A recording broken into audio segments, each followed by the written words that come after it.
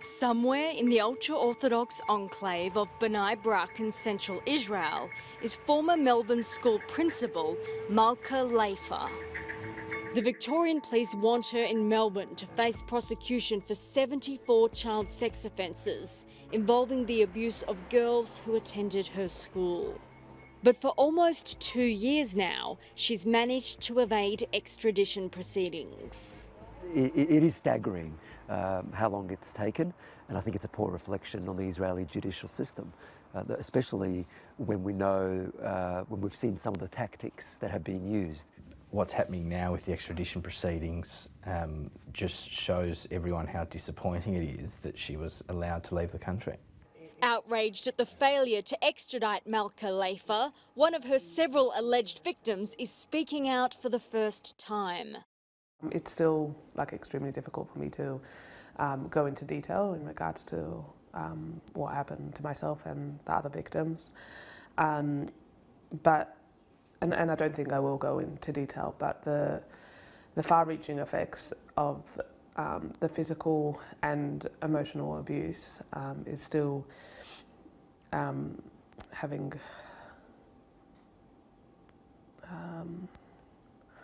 put in words. It's still having a large impact on myself and other victims today. The abuse occurred, I believe, over a period of about 3 years. It was at times frequent abuse, daily abuse, and also at times not that frequent, but it was conducted at the school. It occurred at Malka Leifer's home and occurred on camps.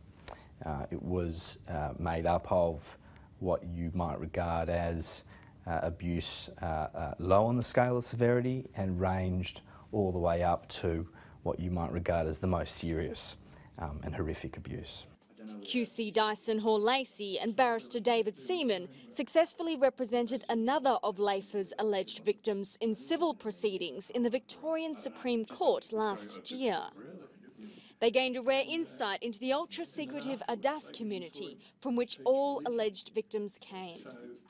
So it's a very insular community and there was very little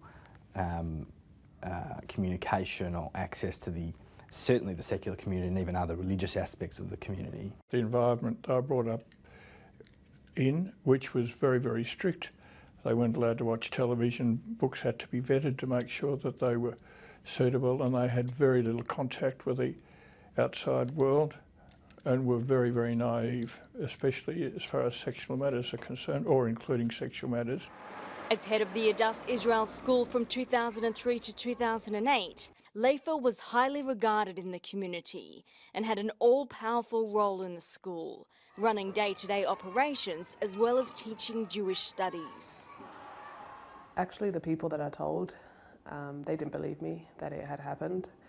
I only told 2 people, and one of them threatened me that I have to keep quiet.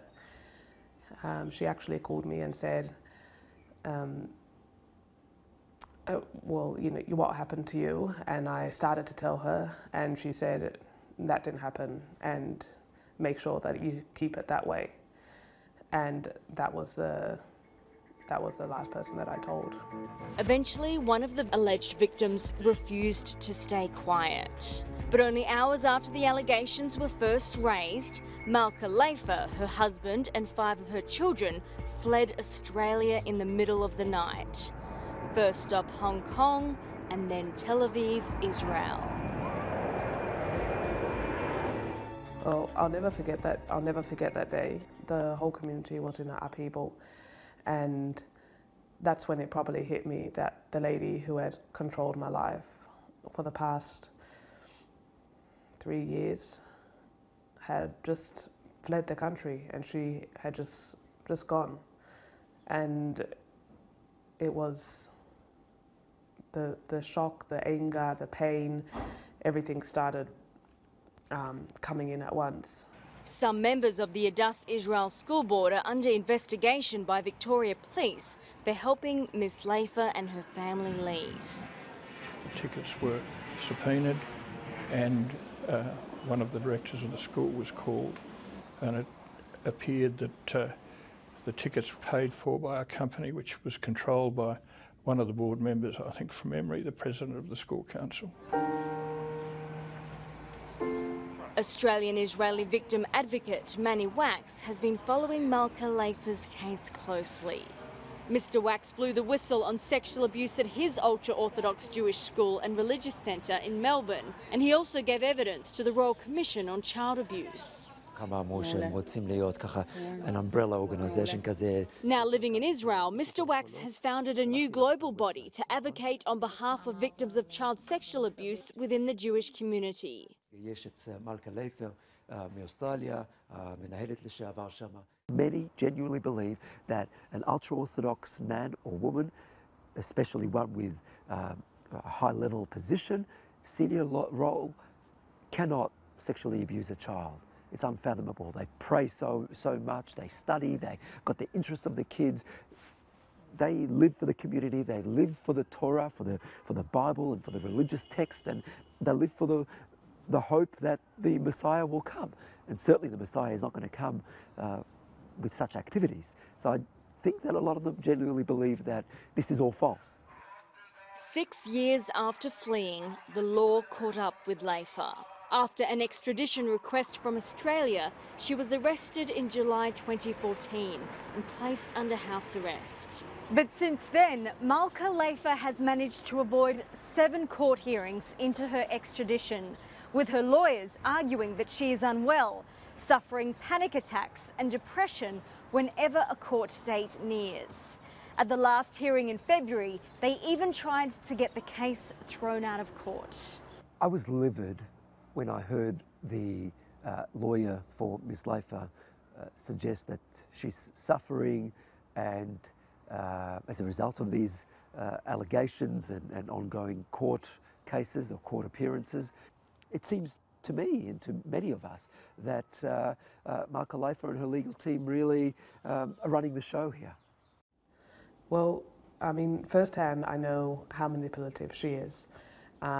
She manipulated all of us into doing many things. So she's manipulating the Israeli justice system. And even if she is suffering from those panic attacks, and even if she is suffering from depression, what is that in comparison to what us victims are suffering every day? This is Malka Leifer's attorney. He's now refusing to talk, but at a court hearing last year, he told the ABC he would fight her extradition all the way to the High Court. יש לוודא על פי החוק הישראלי שהנאשם נוכח בדיון. We are conducting a court procedure.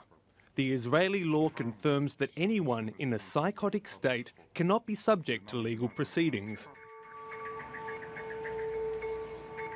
At the last hearing in February, the Israeli prosecutor Avital Ribna-Oren challenged Leifer's medical claims, telling the judge she believed the former principal was faking her illness in order to get rid of the case. Leifer's attorney rejected the accusation, but he did admit in court that the panic attacks only occurred around the time of scheduled hearings. In his ruling, Judge Amnon Cohen also began to question Leifer's hospital admissions. The defendant arrived at the hospital with a referral letter to the psychiatric emergency department with recommendation of hospitalisation from her physician from the 30th of the 12th, 2015, and it's not clear why she went to the hospital only on the 3rd of the 1st, 2016. The ruling also notes, after the legal hearing took place, the defendant had asked to be released from hospitalisation. The judge was clearly implying that Malka Leifer was conveniently admitting herself into hospital just prior to the hearing, and then as soon as the hearing was over, it's time to let herself go and release herself. Judge Cohen also pointed out concerns that the head of the psychiatric department reported about Leifer's behaviour.